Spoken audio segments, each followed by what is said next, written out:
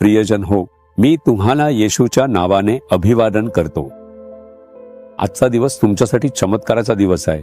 प्रभू तुमच्यासाठी एक चमत्कार करणार आहे आणि तुम्हाला आनंदी करणार आहे. तुम्हाला कुठल्या गोष्टीची भीती वाटते का? ती गोष्ट बदलणार आहे. कुणाच्या वागण्यामुळे तुम्ही अस्वस्थ आहात का? प्रभू ती परिस्थिती बदलणार आहे. तुम्हाला वाटतंय का हे कसं बदलणार? मी विचार करत होतो, हे कुणाला सांगू आणि मला मदत कोण करेल? या गोष्टीमुळे तुम्ही त्रस्त आहात का?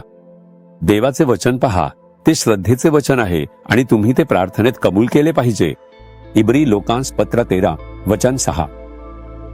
प्रभू मला सहाय्य करणारा आहे, मी भिणार नाही. मनुष्य माझे काय करणार? तुम्ही कधी असे काही म्हटले आहे का? म्हणा, परमेश्वर माझा सहाय्यकर्ता आहे, मी घाबरणार नाही. मनुष्य माझे काय करू शकेल? देव हे पाहिल आणि म्हणेल, माझ्या मुलाला मुलीला माझ्यावर इतकी मोठी श्रद्धा आहे की मीच त्याला तिला मदत करणार. मग तो एखादे चमत्कार करेल. मी असे म्हटले आहे, कधी कधी आपल्याला लोकांकडून धमकी दिली जाते, त्रास दिला जातो आणि अस्वस्थ केले जाते. मी ते पाहिले आहे. जेव्हा त्रास येतो तेव्हा मी हा श्लोक कबूल करतो आणि परमेश्वराची स्तुती करतो. प्रभू, तू माझा सहाय्यकर्ता आहेस, तू मला मदत करशील. या परिस्थितीतही तू माझा सहाय्यकर्ता आहेस. मी घाबरणार नाही. मी घाबरणार नाही. माणूस माझं काय करू शकतो? ते माझं काय करू शकतात? म्हणून मी घाबरणार नाही. ते फक्त मला धमकी देऊ शकतात, एवढंच. आणखी काय करू शकतात? ते फक्त माझ्यावर खोटे आरोप करू शकतात, एवढंच ना. ते फक्त आपली थट्टा करू शकतात, एवढंच.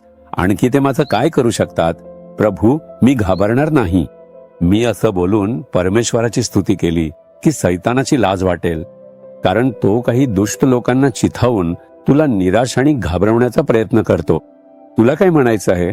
सैताना, मी घाबरणार नाही. प्रभू माझा मदत करता आहे, म्हणून माणसांनी जे काही केलं तरी मी घाबरणार नाही. तो मला मदत करेल. तू असं म्हटलं की लगेचच तुझ्यात बदल येईल. सर्वप्रथम तुझ्या आत बदल होईल. तुला धैर्य, आनंद आणि नवी ताकद मिळेल. मग परिस्थिती बदलतील. 2 गोष्टींमध्ये तुला बदल दिसेल. हे आजच तुला म्हणायलाच हवं. आपला हात हृदयावर ठेव आणि म्हण, प्रभू, तू माझा मदत करता आहेस, म्हणून मी घाबरणार नाही. परिस्थिती किंवा लोक पाहून मी घाबरणार नाही. तू असा देव आहेस जो मला मदत करतोस. माणूस माझं काय करू शकतो? तू माझ्यासोबत असताना माणूस काय करू शकतो? तू तर माझ्या डोक्यावरील केसांचीही मोजणी केली आहेस. जर तू माझ्या केसांचीही मोजणी करू शकतोस तर माझ्याबद्दल तुझी किती काळजी असेल? कुणीच काही करू शकत नाही. असं म्हण. प्रभू तुझा विश्वास पाहिल. माझ्या मुलाला, मुलीला माझ्यावर किती मोठा विश्वास आहे आणि प्रभू उत्साहाने पुढे येईल. प्रभू, ते मला धमकावत आहेत. ते मला घाबरवण्याचा आणि दडपण्याचा प्रयत्न करतात. ते माझी थट्टा करतात आणि खोट्या आरोपांनी मला निराश करतात. पण मी घाबरणार नाही, न त्रस्त होणार, न निराश होणार, कारण तू माझ्या सोबत आहेस आणि मला मदत करतोस. माणूस माझं काय करू शकतो? तो फक्त बोलू शकतो, एवढंच. तो फक्त दुरून मला धमकावू शकतो. तो आणखी काय करू शकतो? तू माझ्यासाठी आहेसच. जेव्हा तू त्याची स्तुती करायला सुरुवात करशील तेव्हा मनात आणि परिस्थितीत बदल होईल. तुला एक मोठं चमत्कार दिसेल. सांगशील का?